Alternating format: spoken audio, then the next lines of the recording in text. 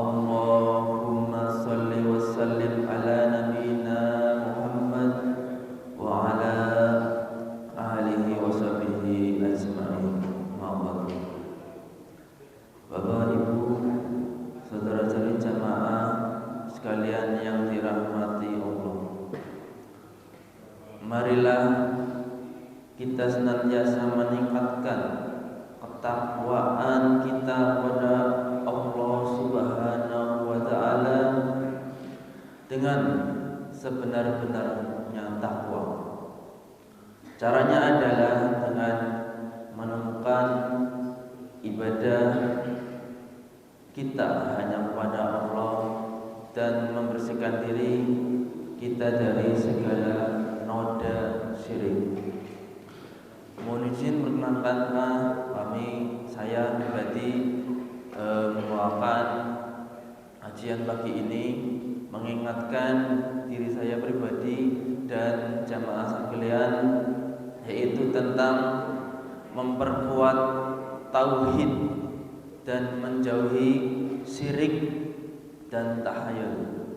Saya mengutip dua ayat firman Allah dalam Al-Quran, ada 3, insya Allah nanti saya sampaikan, yaitu tentang tauhid. Esensi tauhid, pondasi utama setiap muslim.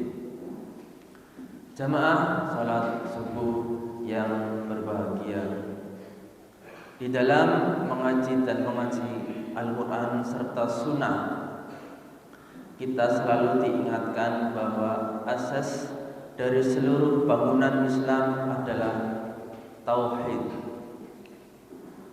Tauhid bukan sekedar ucapan lisan, melainkan keyakinan yang menghujam di dalam hati dan dibuktikan dengan amal perbuatan.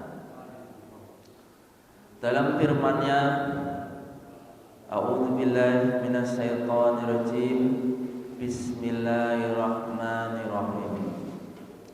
Wa ma khalaqtul jinna wal insa illa liya'budun.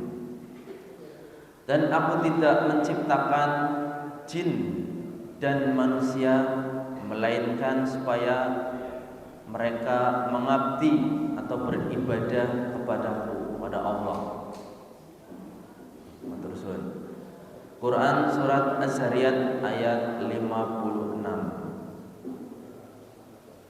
Maka konsekuensi logis dari ayat ini adalah kita wajib menyembah hanya kepada Allah, meminta pertolongan hanya kepada Allah, dan bergantung hanya kepada Allah semata. Segala bentuk ibadah, baik doa, rasa takut, pengharapan maupun penyembelihan, tidak boleh dipalingkan kepada selain Allah.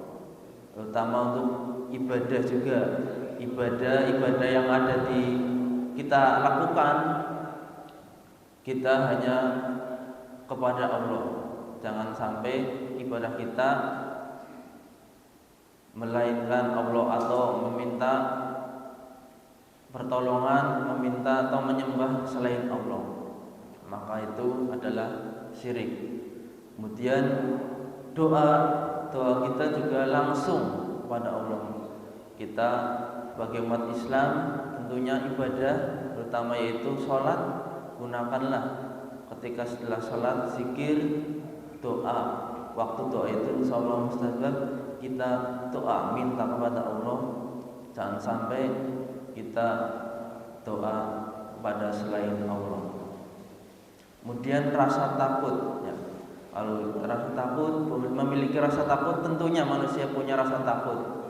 Ya, kita ingat adalah Allah. Jangan sampai rasa takut kita menyekutukan Allah, atau kita contohnya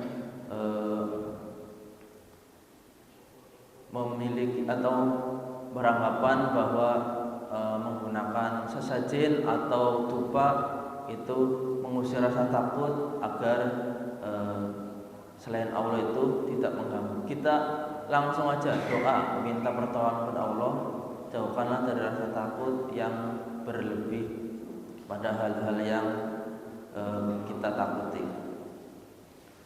Kemudian pengharapan sembelihan.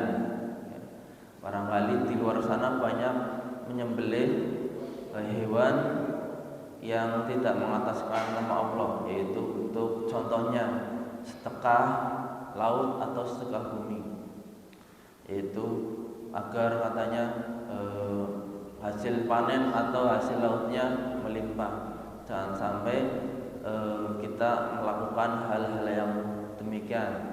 Kita menyembelih karena dasar atau perintah dari Allah. Jangan sampai kita melaksanakan atau melakukan hal-hal kesyirikan. Kemudian lawan kata tauhid yaitu adalah syirik, dosa yang menghapus amal. Kebaikan dari tauhid adalah syirik tadi, yaitu menyekutukan Allah dengan sesuatu yang lain.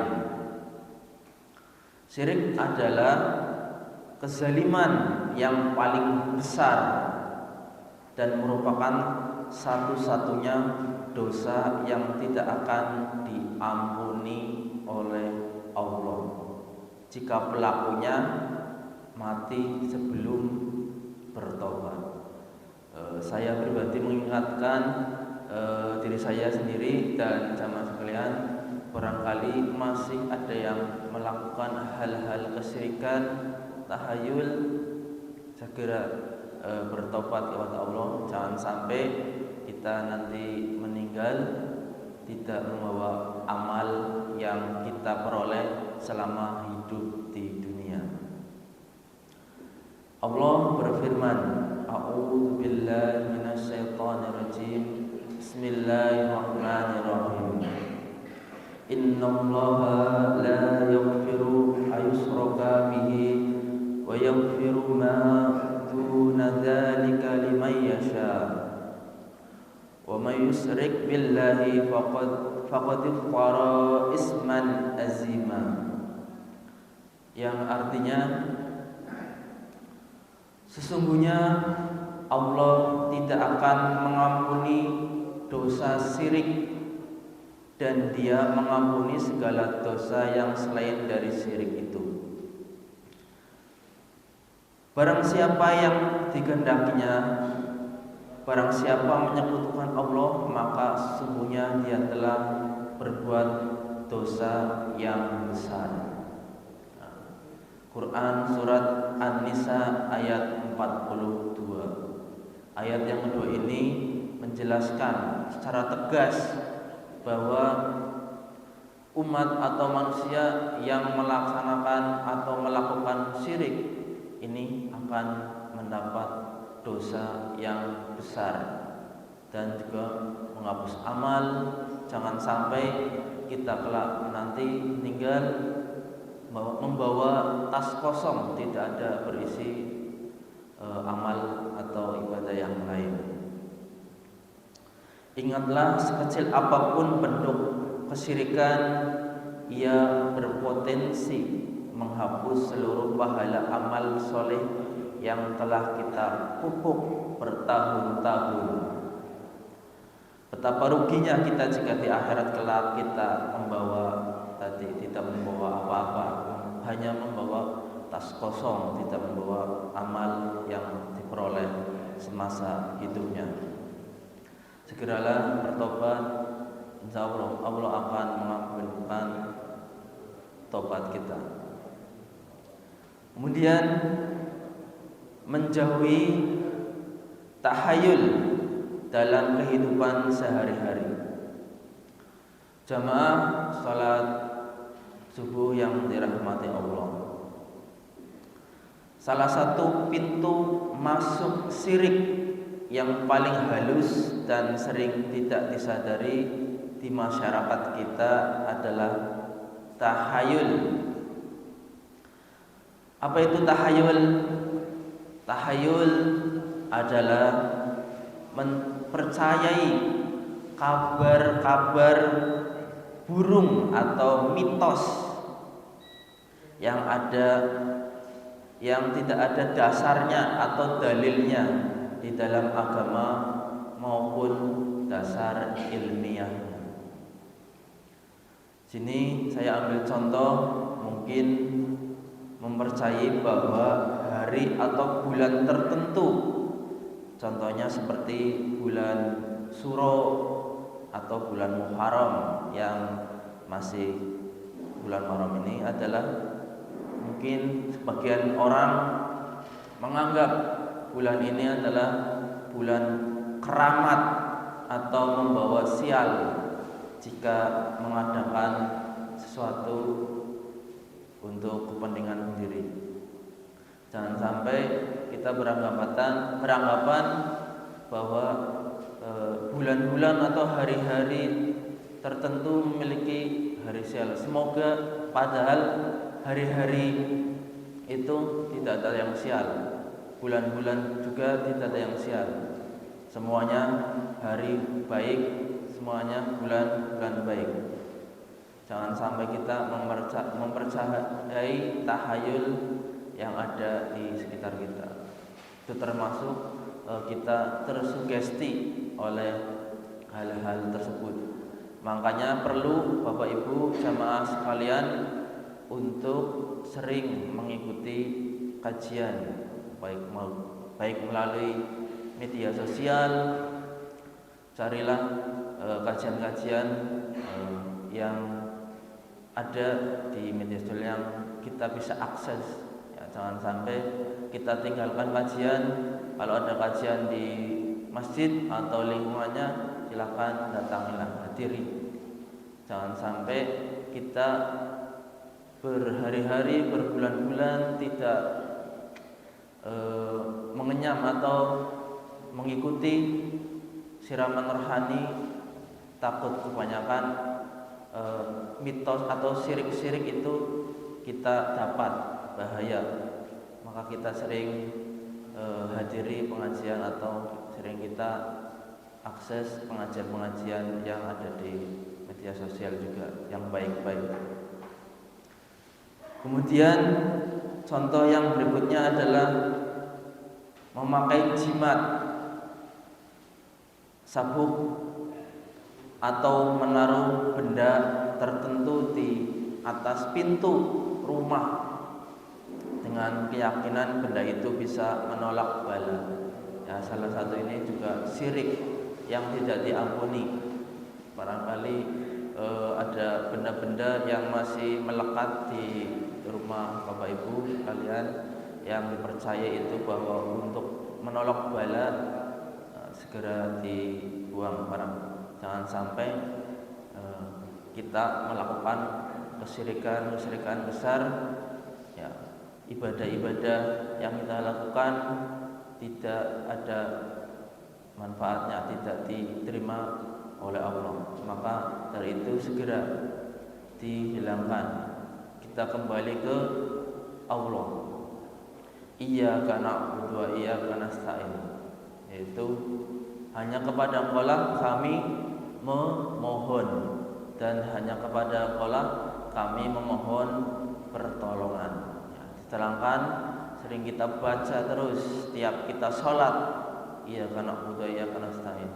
Jangan sampai kita menyembah selain Allah, kita mempersekutukan Allah. Dari itu adalah syirik yang tidak diampuni, dosa yang tidak diampuni, perbuatan yang sangat dibenci oleh Allah. Kemudian Rasulullah SAW dengan tegas bersabda dalam hadis riwayat Abu Dawud, A'udzubillahi minasyaitonirrajim. At-turiya sirkun, at-turiya sirkun.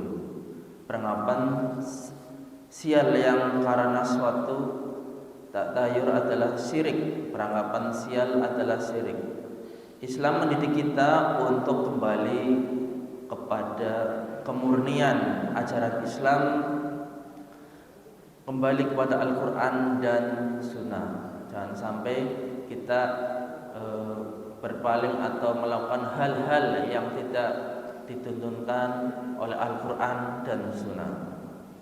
Segala sesuatu yang terjadi di alam semesta ini, baik manfaat maupun mudarat, semuanya berada di tangan Allah Subhanahu wa Ta'ala. Sesungguhnya tidak masuk akal jika seorang muslim tadi membaca iyyaka na'budu wa iyyaka nasta'in. Saya ulangi lagi, artinya hanya kepada Engkaulah kami menyembah. Jelas, hanya kepada Engkaulah kami menyembah, dan hanya kepada Engkaulah kami memohon pertolongan. Sedangkan sangat jelas bahwa yang memberi pertolongan adalah Allah Subhanahu wa Ta'ala, bukan selain Allah, bukan hal-hal yang kita percayai sebelumnya. Mungkin yang masih percaya adanya manfaat atau jimat-jimat yang dulu mungkin masih dipercayai, kembalilah pada jalan yang lurus. Ihdinas shiratal mustaqim. Jangan sampai kita dibelokkan hal-hal yang tidak baik. Mari kita sering datangi tablik ajaran-ajaran, kajian-kajian di masjid maupun tadi atau di majelis-majelis yang diadakan oleh panitia atau masyarakat. Kemudian langkah meneguhkan tauhid. Bagaimana cara membentengi diri dari tahayul dan meneguhkan tauhid di era modern saat ini? Yaitu tadi saya sampaikan, terus mengaji dan mengkaji Al-Quran secara kafah atau secara menyeluruh. Jangan bosan hadir di kajian-kajian, karena setiap buruan terhadap agama adalah akar dari suburnya tahayul. Kemudian langkah yang berikutnya yaitu meluruskan niat dalam berdoa. Mintalah langsung kepada Allah, langsung yang menciptakan kita, karena kita diciptakan dan nantinya akan kembali ke Allah.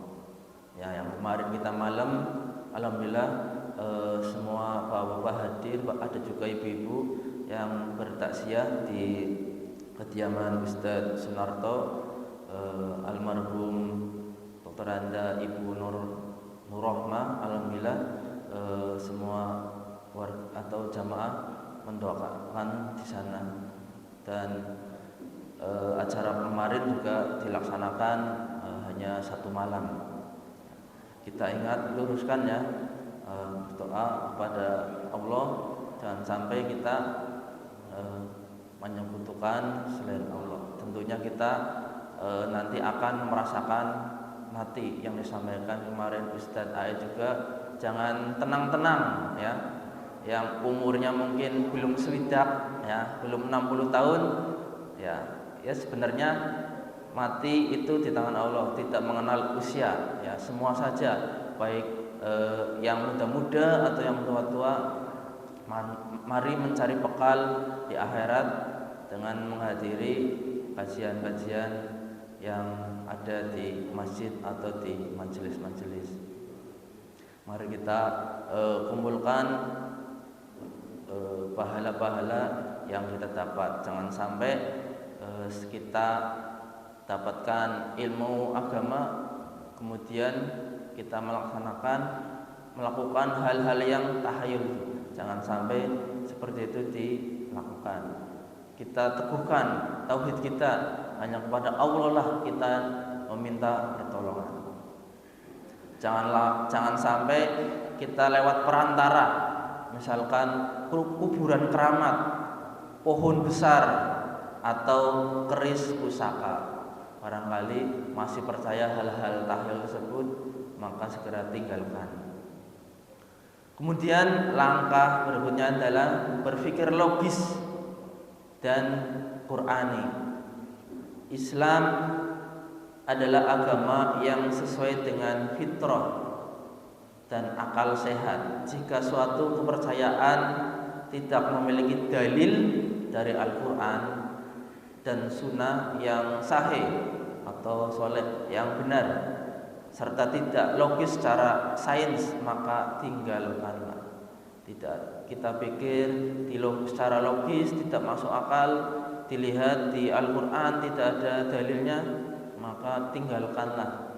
Ya, hal yang seperti itu adalah salah satu syirik yang menghapus amal kita selama masih hidup. Kemudian langkah yang terakhir yaitu saling menasehati dalam kebenaran.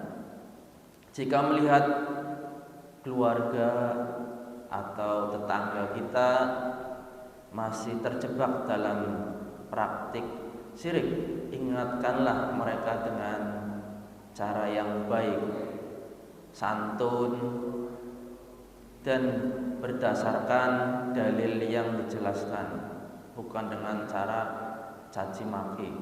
Nah, barangkali masih ada keluarga atau saudara tetangga yang masih melakukan kesyirikan, itu menyembah selain Allah, diingatkan dengan cara baik.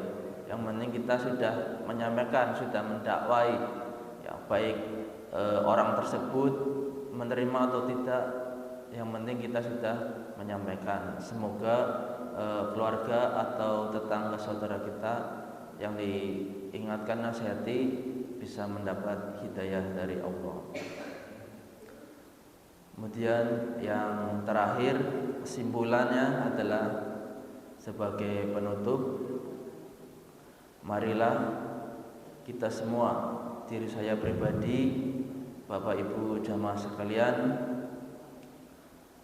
marilah kita membersihkan hati kita, rumah dan lingkungan kita dari segala bentuk tahayul dan syirik. Mari kita teguhkan tauhid kita agar ibadah kita diterima Allah Subhanahu wa taala. Amin ya rabbal alamin. Ingatlah bahwa keselamatan dunia dan akhirat hanya bisa dicapai dengan memurnikan tauhid kepada Allah dan menteladani Rasulullah.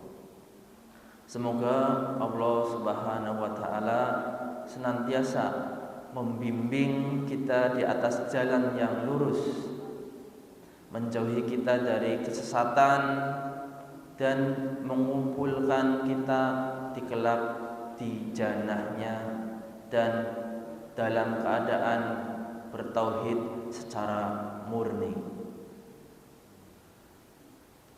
Demikianlah kajian pagi ini, walaupun singkat, semoga apa yang disampaikan bermanfaat bagi diri saya pribadi dan Bapak Ibu jamaah sekalian. Apabila ada penyampaian dari saya yang kurang atau tidak sesuai, mohon maaf, itu datangnya dari saya pribadi. Bila ada benarnya, itu datangnya dari Allah Subhanahu wa taala. Marilah kita tutup kajian pada ini dengan doa kafaratul majlis. Subhanakallahumma wa bihamdika asyhadu an la ilaha illa anta astaghfiruka wa atubu ilaik. Dari saya ucapkan sekian. Wassalamualaikum warahmatullahi wabarakatuh.